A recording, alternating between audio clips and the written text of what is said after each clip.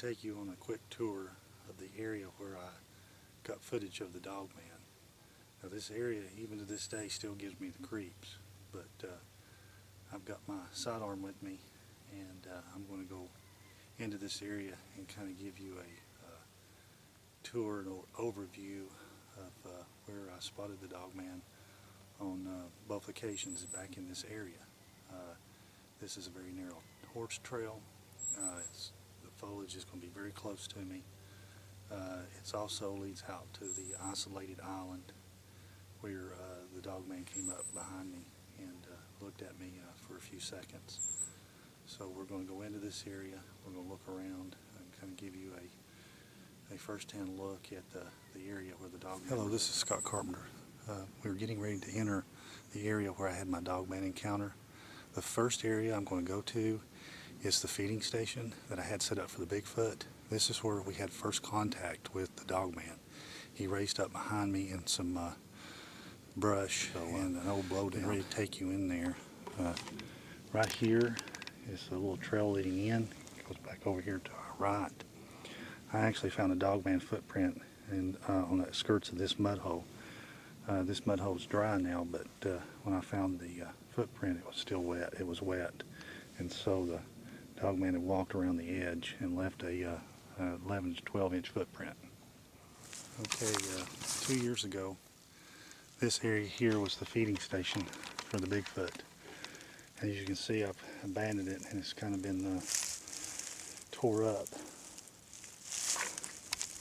But at that time, I was leaving rocks and food right here for the Bigfoot.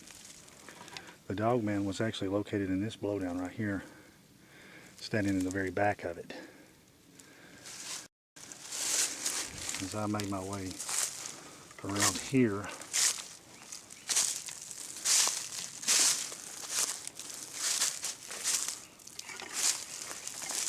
the dog man was right back there watching me.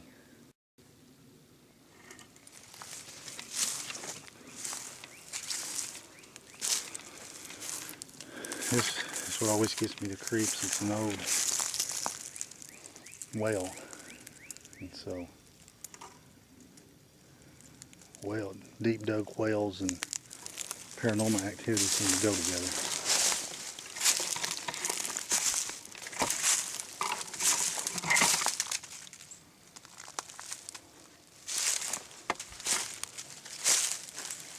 It doesn't look that far, but I was standing approximately in this location and the dog man jumped up on one of these trees back here and was looking at me. That is the footage from May where the dog man jumped up on a tree, and that's where that footage comes from. And I was actually right back here standing in this area right here. You can see that I had a hair trap on the tree. The tape's still here. And right through there is where the dog man jumped up on the side of that tree and was looking at me. I know it looks farther away, and that's the way the digital camera makes it look. But you can see how thick the area is in here.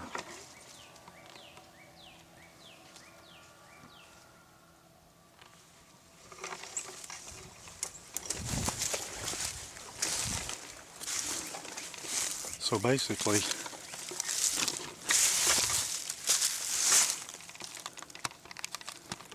on the day I had my dog man encounter, the dog man was standing right in there. And as I worked my way out and back to the main trail, down here into this corner, the dog man, of course, went through here and see that very large tree. He hid behind that very large tree and then came on around it to sneak up and look at me. So let's go around and I'll show you where where the dog man popped up at.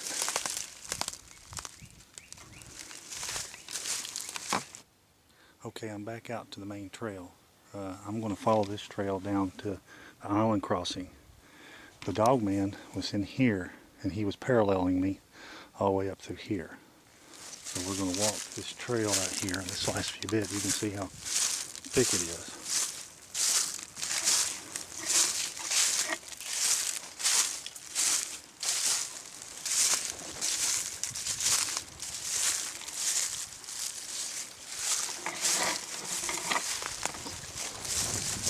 Alright, I'm in the same location approximately that I was on March 27th, 2011 when I had the dog man close encounter. Of course, I didn't realize it. I had a back trail camera sitting here filming behind me. I had the camera on my monopod and I was checking out this island over here because I'd had a Bigfoot sighting over here at this island.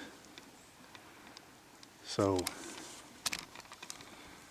I'm standing approximately right here and I have my back turned and I'm giving you a view over my shoulder.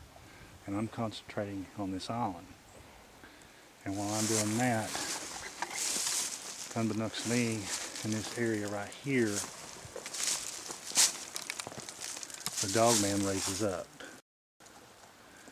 And to give you an idea of how tall that is, I am 6'3", and I'm looking straight across to the area where he raised his head and pushed his snout through. To give you an idea of how tall the dog man was approximately, I'm 6'3" and I'm looking straight across.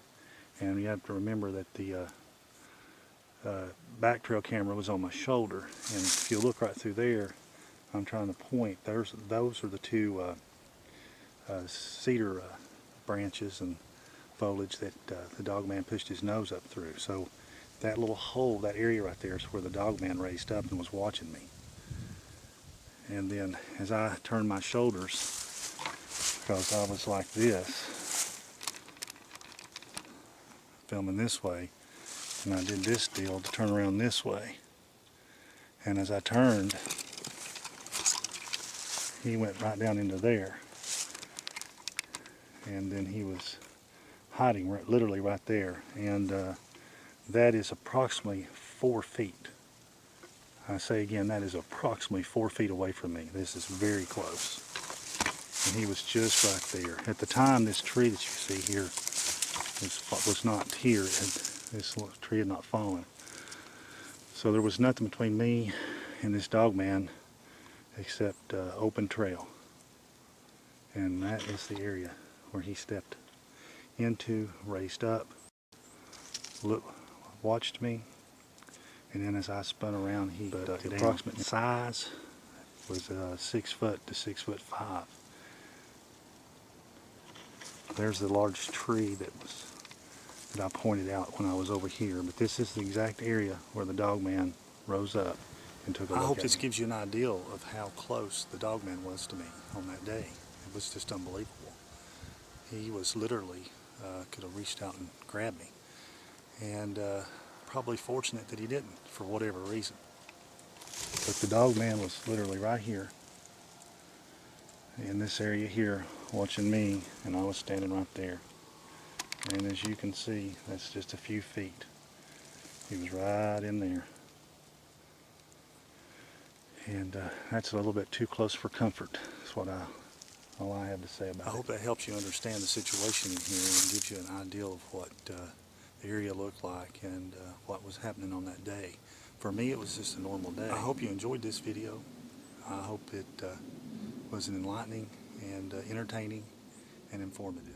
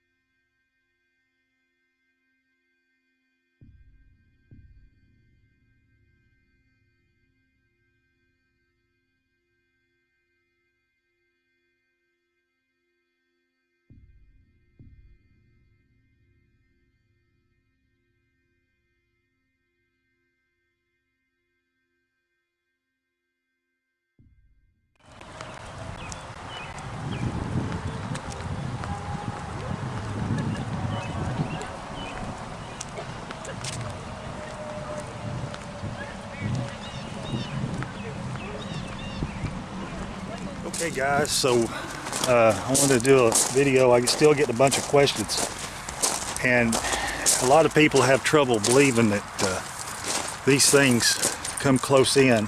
Lock the truck. But I'm going to relay an encounter that was told to me by a person, and I'll have to say person because I don't have. I've been trying to get a hold of this person. This person knows who they are, but I think I could give the details without giving anything away.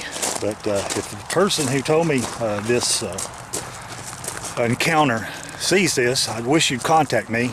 You have my phone number, and I'm bad with names, and I forgot in the hustle and bustle to write it down last year when we talked. So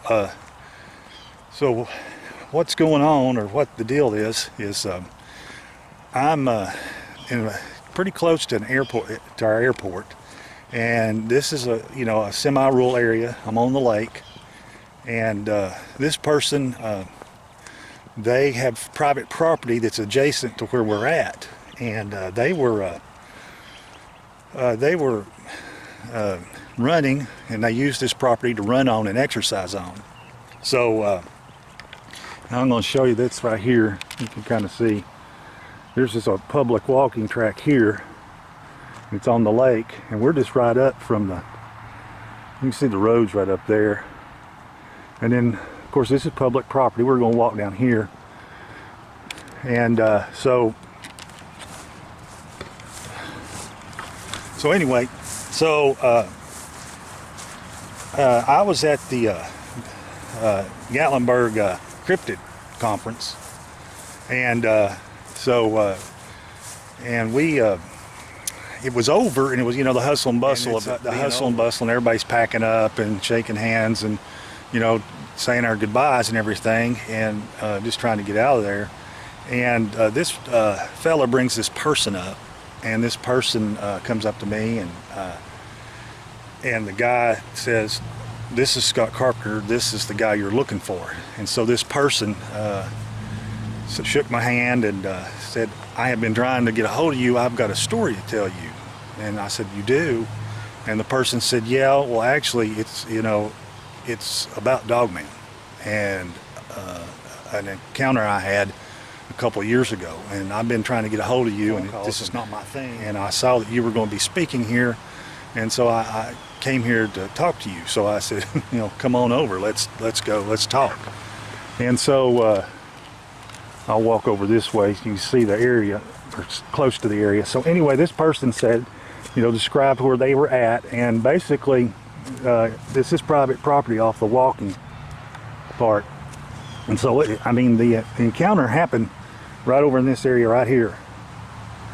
So this person is training and running, and they have a private running track on that property over there, and they come down through here, and I believe rounded the curve over in this area.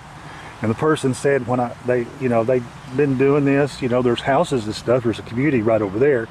So this person's doing their thing, and they round a corner in the running trail, and there's an airplane taking off, and it's real loud. It's a commercial airport, so you got like a 737 or whatever taking off, and so it's making a lot of noise.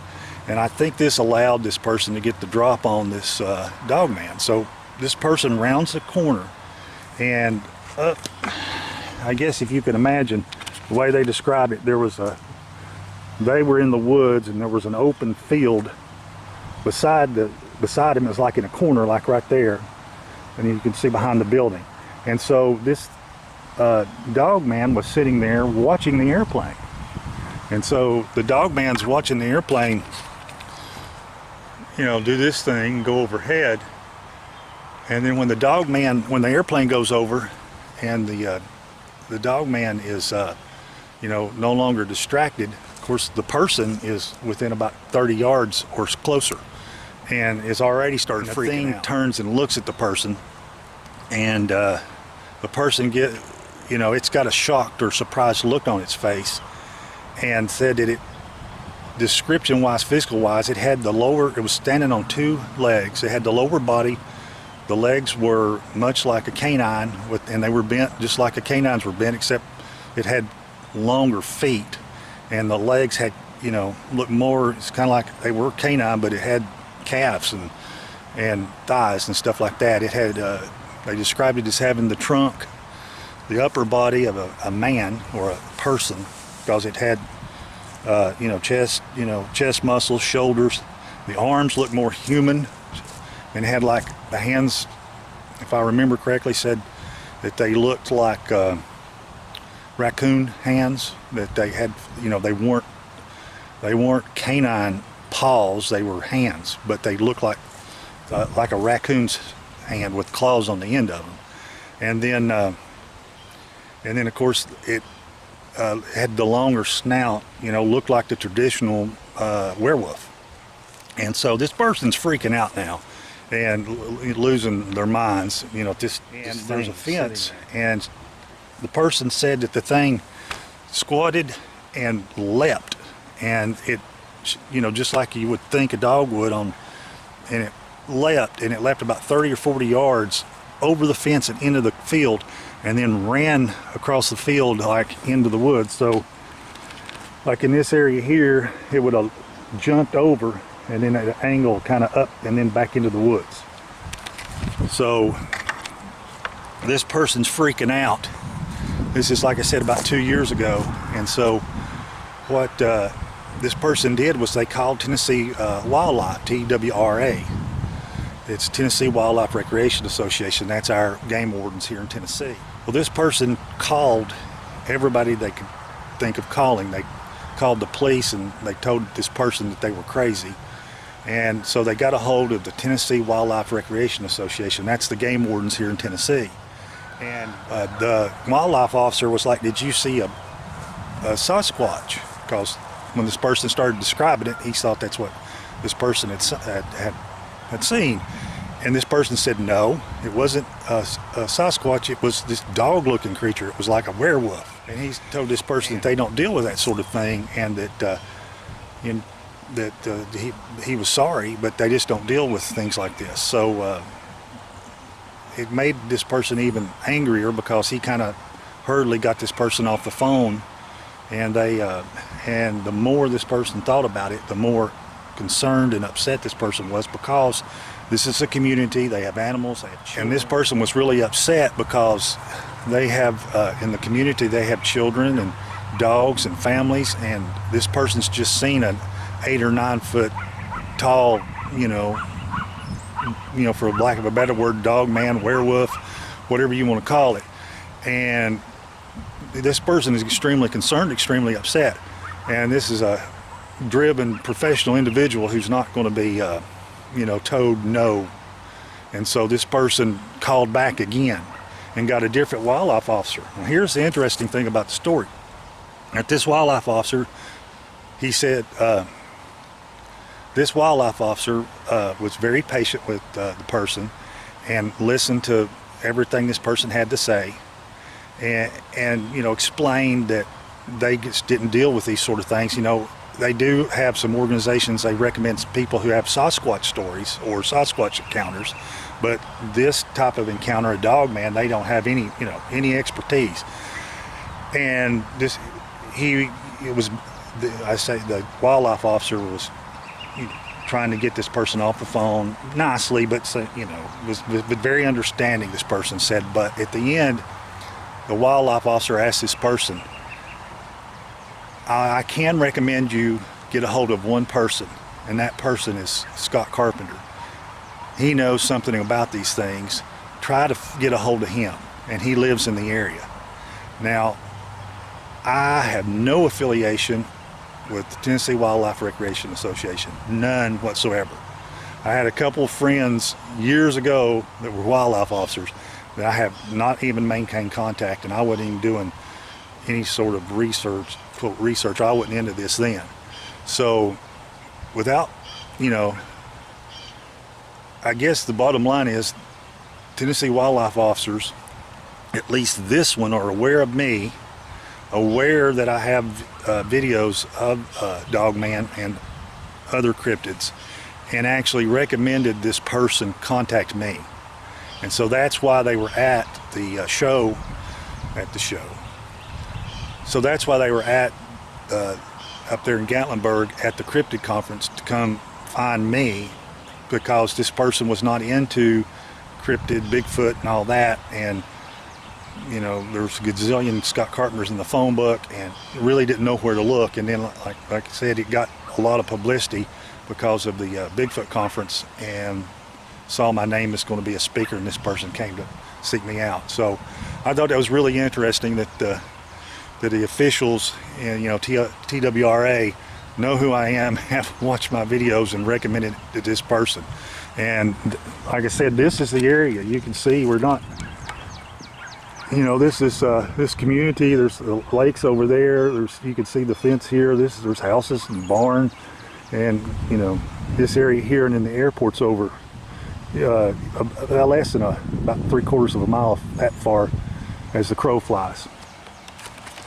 So I thought I'd tell you that. A lot of people send me an email and questions and can't believe that they're this close in, that the Sasquatch and the Dogman and these other cryptids are this close to the communities, but they are. And it's a hard pill to swallow, but they are close. They're not out in the wilderness like everybody thinks. And you know, an area like this is an area that they'll live in, and then they'll dumpster dive and steal stuff. And you know, there's plenty to eat and live in here, no problem. So I thought you'd find that interesting, and that kind of helps probably answer some questions that I'm getting about, you know, where are these things, where do they live. This goes back to helping people, because this person was, you know, disturbed, and there were no officials to take this person's account to, you know, had any response. You know, you know, we're not going to send out some service to eradicate it because we don't even think it exists. You know, so you know, this is part of the problem. Is, you know, I'm just glad that this wildlife officer knew who I was and recommended this person to contact me, so we could talk and I could let this person know they weren't crazy. So I'm gonna wrap this up. It's supposed to be spring, but it's kind of cold, but things are starting to bloom and birds are singing. And I'll talk to you guys later. Y'all have a good day.